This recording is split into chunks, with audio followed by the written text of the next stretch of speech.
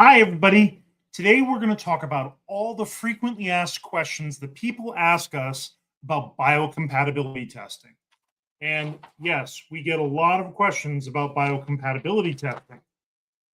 30 subparts here to my 10 frequently asked questions. So we're going to go through these as quickly as we can to try to keep this as close to the 30 minutes, but you may have to watch it over and over again to catch all the details because there's a lot of information here. So the topic here is biocompatibility testing. Of course, I already have a problem. There we go. So biocompatibility testing is the first testing that you should be doing as a medical device company. It's also the first topic that you should be asking the FDA about in a pre-submission. And people always ask, when should you do a pre-submission? But do it early, and you might have to do more than one, maybe two or three or four. It depends on what testing you need to do. If you're doing a clinical study, lots of pre-subs. If you have a simple device that's only benchtop testing, maybe you'll get away with just one pre-submission. But if you're going to do more than one, your first one should probably be asking, is my selection of predicate okay for my 510K pathway? And is our biocompatibility testing plan okay?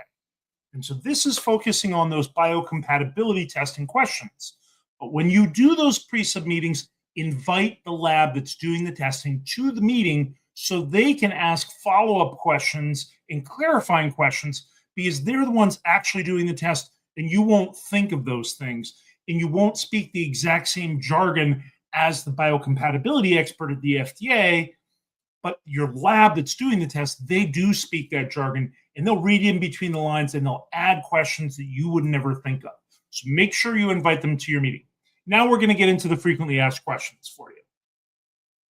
So the first question is biocompatibility testing animal testing? Now, yes, some biocompatibility testing does involve animals. A lot of it involves animals, but you do not put it in the animal testing section of your submission. There is a performance section at the very end of your submission, and it has three parts. One part is benchtop, one part is animal, and one part is human clinical. None of those are where you put your biocompatibility stuff. All the biocompatibility stuff goes at the much further up in the submission, almost in the middle, where it has a biocompatibility section. And that's where you're going to put all your biocompatibility testing reports. But there are biocompatibility testing that does involve animals. For example, sensitization testing, irritation testing. Those are examples. Implantation testing, also done in animals. So there are, unfortunately, a lot of tests that involve animal testing for biocompatibility because they want to make sure before they put the device in your body that it's not going to cause some sort of allergic reaction or response to the chemicals that that's made out of. But if you choose wisely, you will minimize your testing. And if you pick the exact same materials and manufacturing process that a competitor used, you might be able to get out of all your testing. But that's very hard to prove. So that's question number one. Next question, do we need GLP or non-GLP test results? Okay, that's a question all the time. The reason why we get the question is because the company that's going to do the testing gives you two different line items, a GLP report and a non-GLP report. Everybody wants the cheaper quote. Don't do that. You definitely want the GLP report. You need to have a GLP report. So if you have no idea what GLP means, I'm looking at the wrong document here. There we go. So if you just type into Google or Gemini, hey, what is a GLP report? Here are the components of a GLP report. So it's real quick, easy information, but the actual regulation for GLPs, which stands for Good Laboratory Practices, is 21 CFR 58. So that's where you have to go to actually see what the regulations say. But in general, when you have animal testing and you have microbiology testing, there isn't really an objective control that you can use that you can reproduce every single time. Every animal is going to be unique. Every bug that you grow like these small Chinese hamster ovary cells that they use for cytotoxicity testing. These cells are not going to be all the same from batch to batch, media to media, lab to lab. They're all going to be slightly different. So even though they're using the same test method, you do have to have good laboratory practices to get consistent results. And the report confirms that they use those test methods that are accepted for good laboratory practices instead of just doing a quick research report. Quick research is cheaper, but doesn't meet the FDA requirements. But the statement that people make that anything you submit to the FDA has to be a GLP report is not correct at all. When you're doing medical device submissions, if you have an objective, measurable reference standard that you can test against, like in chemical characterization, we usually have some chemical that we have as a reference standard that we can evaluate everything against. We have calibrated equipment. We can do it reproducibly. We can determine linearity. We can quantify samples. Then you don't need to have a GLP test report because you have all that other way of verifying the accuracy, repeatability, and reproducibility. That's also why the chemical characterization tests were recently changed to requiring it in triplicate. That's why it's now more than 3 times as much as it was before. But for tests that are GLP tests, like the animal testing, those, they want a GLP testing report. Or when you're doing a peel test on something, doesn't need to be a GLP test report because you're going to use a calibrated gauge and you're going to use an ASTM test method. And you're going to use a statistically sample size for your testing with predefined acceptance criteria. You don't have all that in an animal study for biocompatibility. Okay, so I'm going to remove that and I'm going to actually add something. Sorry here. I got to delete the right one and add something.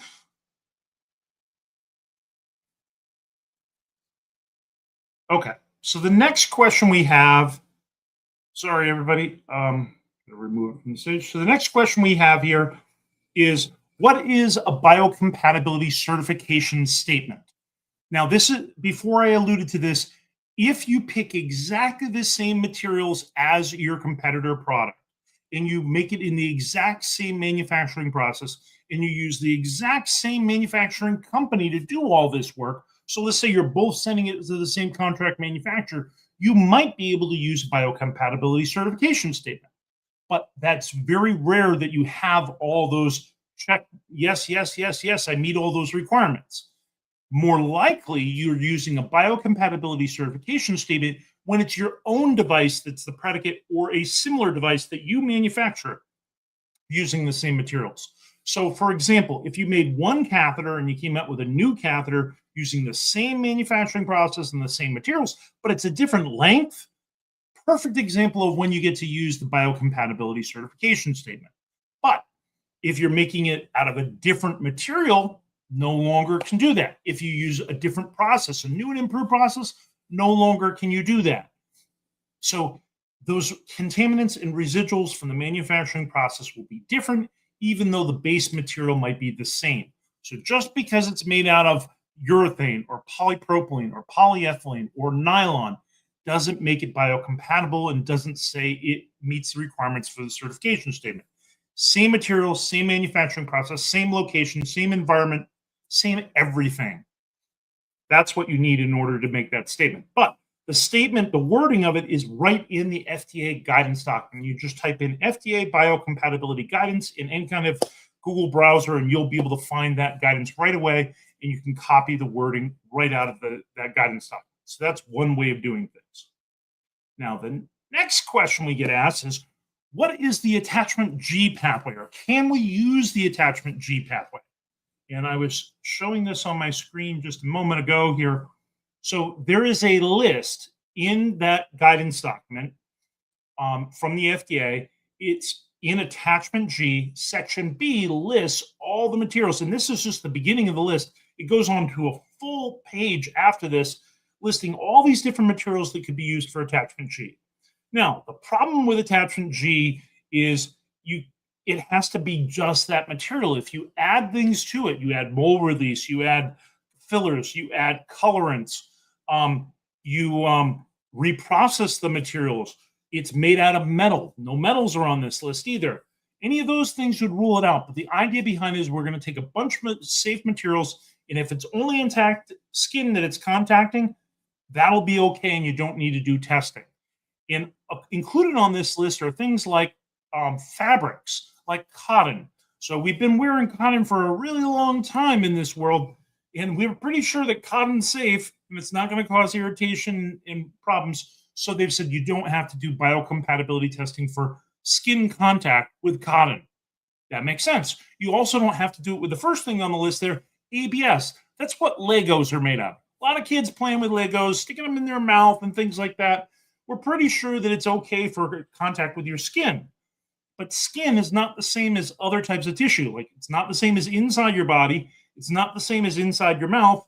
It's not the same thing as other mucosal tissues, like your eyes, your ears, vagina. Other types of tissues are very different. So this is only intact skin. So breech skin, not the same. Next on the list, do we need a BEP or BER?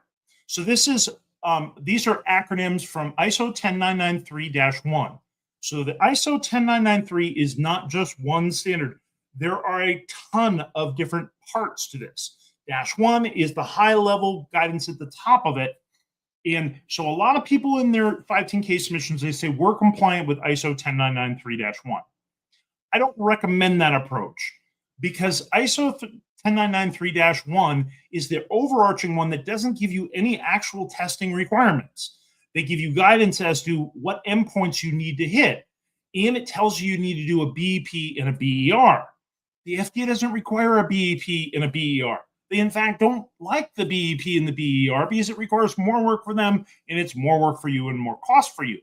It is required for other countries, like CE marking, because that's a harmonized standard. They recognize it, and they say, oh, you have to follow all of 10993-1, including the BEP and the BER. You're doing an FDA submission? Don't need that. So you might do it anyway because you also are planning on submitting to a European notified body. But for your FDA submission, you do not need to include it. You just need to provide the testing reports for the endpoints that are required in the FDA matrix, which is in that guidance document. If you have no idea what matrix I'm talking about, I'll show you that. Here's the matrix. That's what that looks like, and maybe I can show a little better. So this is a biocompatibility evaluation endpoint matrix, and there are some terms up here that I'm going to cover in a minute, but you look on this matrix for what tests across the top are required. So those are the tests that you're required to have, and you're going to be doing those tests as different endpoints. A BEP is a biological evaluation plan, saying how you came up with what tests you're going to do, and the report is the summary and conclusion of results from all those tests. And you might even have some rationales why you're not doing certain tests. But normally in a 510K submission, I would use that to identify what endpoints I need to do testing to, and I would only list declaration of conformity for the endpoints that I actually tested to. So cytotoxicity, that's -5. Sensitization, -10. Irritation, -23. I wouldn't include all these other ones that I'm not doing testing to those endpoints, like -1, unless I'm doing everything. And the FDA doesn't care whether you claim claim conformity to it or not. You just need to conform to all of it, or say which sections you don't, and you're just creating more work for yourself. So, not the recommended approach. And you don't need a BEP and a BER. It's an option, but it's not required for an FDA submission. It's required for other types of submissions. Okay, so we're going to pull that one off the stage. Next question here. Okay. What are the biocompatibility evaluation endpoints? So I was showing this just a minute ago. So across the top, cytotoxicity, sensitization, irritation, those three are what we call the big three. Those three are required for any testing if you're going to do any endpoint testing at all. For anything that's externally communicating, so Part of the device is outside your body, part of it's inside your body, like a needle, a syringe that injects things from outside the body into the body. These are things that are externally communicating. Catheters fall in that category. So those would require acute systemic toxicity, material-mediated pyrogenicity. You need those 5 tests. But then if you have something that's an implant or it's in contact with the body longer, and it's going to be invasive in the body, you're going to have other tests that might need to be done as well, like genotoxicity, implantation, hemocompatibility for anything that's going to be used in a blood vessel, like a stent or a graft. And then we have chronic toxicity, carcinogenicity. We have subchronic and subacute toxicity testing. Many of these endpoints that are from the subchronic and subacute toxicity over to the right, many of those can be justified for not performing them if you do a toxicological risk assessment in chemical characterization. As I said before, the FDA now requires the chemical characterization testing to be done in triplicate, and that's based on a new ISO 10993, I think it's -18 standard. It's either 17 or 18 standard that now requires that you do this in triplicate, and they also talk about how you determine how many days of exposure it is when you have something that's going to be used more than once, and that's really changing some of these endpoints quite a bit. So you need to do your homework in the latest version of the standards if you want to nail that down. The triplets in the -18, the multiple duration of contact because it's used reoccurringly. I believe that's in the -18 for the most recent one that was, it's enforced now by the FDA. It was released, I believe, December 1st of 2025, but it's still not a recognized standard, but the FDA is enforcing it. So go figure that one out. Okay, the next question here on the list. What do you need to fill in the FDA eSTAR? Okay, so in the FDA eSTAR, and I'll just show a little example of an FDA eSTAR here. This is only the beginning of the biocompatibility section. Over on the right, they have help buttons to help you out with any section you're at. And this question here stumps everybody because it asks the question in a very odd way. How many tissues contacting products, components, or materials are there? So it's an or. What they're really asking you is how many different test articles did you test for biocompatibility? Because it might have been this material melts, so we can't do an extraction at these conditions, and we have to do this testing differently. This material can be at a higher temperature, so we can do the normal method, or maybe this is this has different materials that have to be extracted at different conditions and different extracts. So therefore, we're going to test it as a composite sample, or we're going to test discretely on different components, or we might even have this part of the device is in contact with only intact skin, and this part of the device is externally communicating, and this part is an implant. So we need 3 very different types of endpoint testing depending on what part of the device we're talking about. So in those cases, you might have different tissue contacting components or different test articles you're submitting. So that drop down that you have where I have 1 selected here, it could be 2, 3, 4. It depends on how many different types of materials you're going to test. But that does not mean that, oh, I have a syringe, so I'm going to test the grommet and the lubricant and the barrel and the plunger all separately.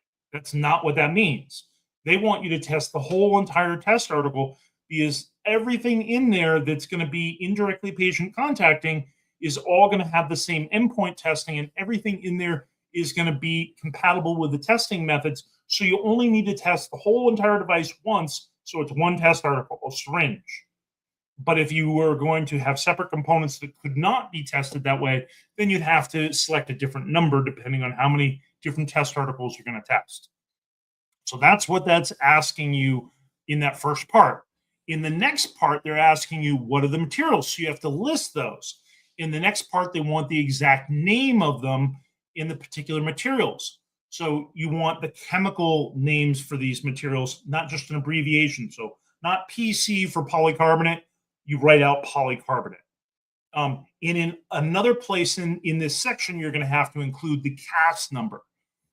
So I think that's one of the other questions that I'm going to answer here. But if I don't see it on the list. So CAS numbers, it's a American Chemical Society number. It's a unique number for every single chemical that's in existence that we're aware of.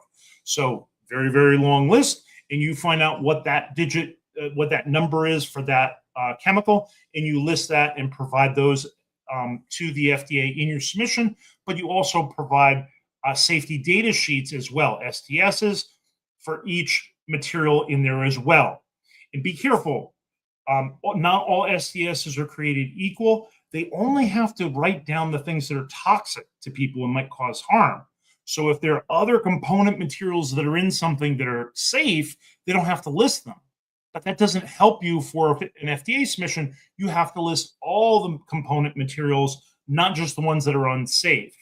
Because just because they're unsafe for an STS sheet does not mean they're safe for putting inside your body. And they also want things like colorants, which is the next question. If color additives are included, please identify them here. So you have to include that. And this is just the beginning of this fairly long section. So there's a lot of information you need to include. Other things that I would expect you to have for this particular section, you want a detailed test article description. You want to give that to the test lab in your test article submission. Make sure you include that. You want to have them put that wording in the report. So if they give you a report that has different wording, ask them to revise the report before it's signed to include the exact wording that you gave them so it matches every place else in your report. Next, it's a really good idea for them to include a picture of the test article. The picture that they provided might not be the picture that you want them to provide. It might not show certain details the way you want it shown. So you can provide a picture. You can also attach a picture in the biocompatibility section. Just because they included a picture doesn't mean you can't include your own of the test article. You could give it a description of the test article and then in parentheses say, see attached picture below. That would work. Next, drawings of the device. You can refer the person to the device description section where you have other drawings of the different components, and you could even say what document it is or which section or zone of the document it can be found in. Material specifications. You could point them to a material spec that's in the device description section. The CAS numbers, the SDS sheet, any colorants that you're using. And when you're doing drawings, you might want to have a special drawing that shows the surface area of the device and the thickness of the components, because those two pieces of information are needed by the lab in order to properly calculate. And a lot of times the lab doesn't put that information clearly in the report, so providing a drawing or picture that shows the device and it says right on it, this is what the surface area is, and this is what the thickness of the components are, that is used to determine the extraction ratio that would be used for a lot of this testing. So if you provide all that information up front to the lab, they'll be able to do a better job of including detail in the report. And if they don't put it in the report, you can make them. You can ask them to please amend the report to include this. And you can also attach that information in this section of the biocompatibility section for the 510K. So those are all options to give the FDA the information they need so they don't ask silly questions later. Okay, now we're going to go on to our next question. What testing questions does the FDA ask? So there are drop-down test options. There is a section, and I actually showed this as a as a thumbnail for this video. So I don't have an image ready for you to see what that looks like, but it will list in a blue box each of the endpoints. So if based on what you said, you know, it's going to be skin contacting or externally communicating, it's going to be direct or indirect contact, it's going to be limited duration, prolonged duration, long-term duration, depending on those answers for the category of contact, the tissue contact, and the contact duration, it's going to determine what endpoints should be used from the list of endpoints in that matrix that I showed earlier. Well, Based on what endpoints there are, there'll be a blue box for each one. When you click on the blue box for cytotoxicity, it asks you a whole bunch of questions about those blue box, all the endpoint testing. So what is the test method you used? MEM elution for cytotoxicity is preferred. There are like 8 different cytotoxicity tests you could use, but the FDA has a specific one they want you to use. And if you don't use that method, then you have to justify another method. And the way you know that that's going to be required is there's an asterisk next to all the ones that require justification. If there's no asterisk, that's the preferred one, no special justification required. So don't pick, when you're planning this, don't pick all the things with asterisks. Avoid those. Only let the lab tell you, oh, sorry, we're going to have to deviate, and this is why. Then you have a justification you can write in your biological evaluation plan, or you can write in this section of the FDA 510K why you use a different method than an MEM elution, for example, with cytotoxicity. Other questions that are in there. So the testing method, the next thing is the extraction conditions. It is a really good idea, even though you might not have the full entire protocol for all the testing that you're going to do with the lab, because you don't want to wait until they generate those. You can provide an outline of the testing. We're going to use MEM elution. This is going to be the test article. This is the thickness. This is the surface area. And we're going to use a polar and a non-polar solvent. And actually for MEM elution, it would be 5 to 10% serum and media. But whatever the extract vehicle is that you're using, you would list that vehicle. Then you would give them the extraction ratio, the temperature, and the duration of extraction.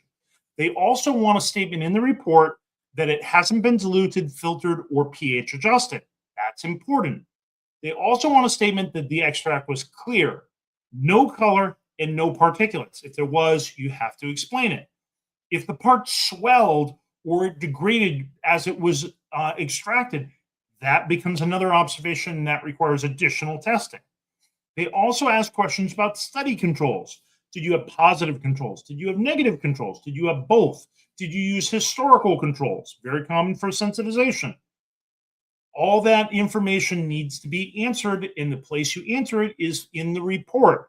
So if the information's not in the report, but you selected it, they needed to go back and revise that report. So you should be reviewing everything you're going to fill in for that endpoint as you review the draft report, and then say, yes, this looks okay, but now you've already answered all your questions in that section.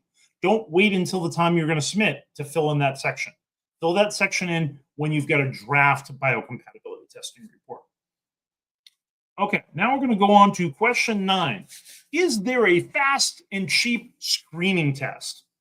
Now, I'm going to give you a little bit of additional information here for those of you that are doing gas pathway testing.